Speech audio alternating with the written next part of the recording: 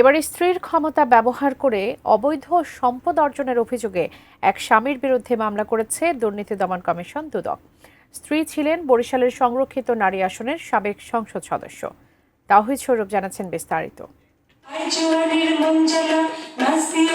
যুব মহিলা লীগের নেত্রী ছিলেন রুবিনা আক্তার মীরা।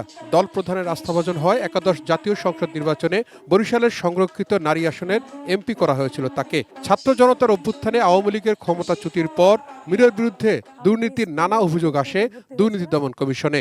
স্কুলের নাম বঙ্গবন্ধু সরকারি। অনুসন্ধানে নেমে দুদক সাবেক এই সংসদ সদস্যের 2 কোটি টাকার মতো জ্ঞাত বহির্ভূত সম্পদের পাশাপাশি প্রায় 3 কোটি টাকার সন্দেহজনক লেনদেনের তথ্য পেয়েছে। তার স্বামী মোশাররফ হোসেনের অবৈধ সম্পদ 1.5 কোটি টাকার।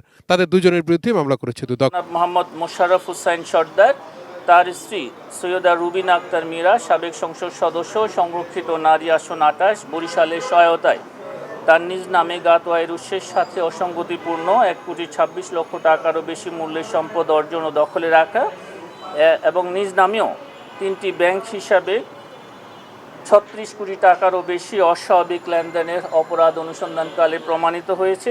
কাঠ ও পিভিসি ম্যাটেরিয়ালের সংমিশ্রণে তৈরি আধুনিক আরএফএল উডিডোর, কাঠের চেয়েও কঠোর।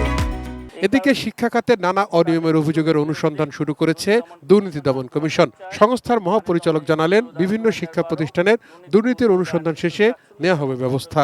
অনুসন্ধান দল কাজ করছে, বিভিন্ন দপ্তর থেকে রেকর্ডপত্র সংগ্রহ করছে এবং এগুলি পর্যালোচনা শেষে তারা প্রতিবেদন দাখিল করবে এবং সেই প্রতিবেদনের সুপারিশ অনুযায়ী যে ব্যবস্থা গৃহীত। মাতারবাড়ি কয়লা ভিত্তিক বিদ্যুৎ কেন্দ্রের এক প্রকল্প পরিচালকের প্রায় 30 কোটি টাকার অবৈধ সম্পদ পেয়ে মঙ্গলবার মামলা করেছে দুদক।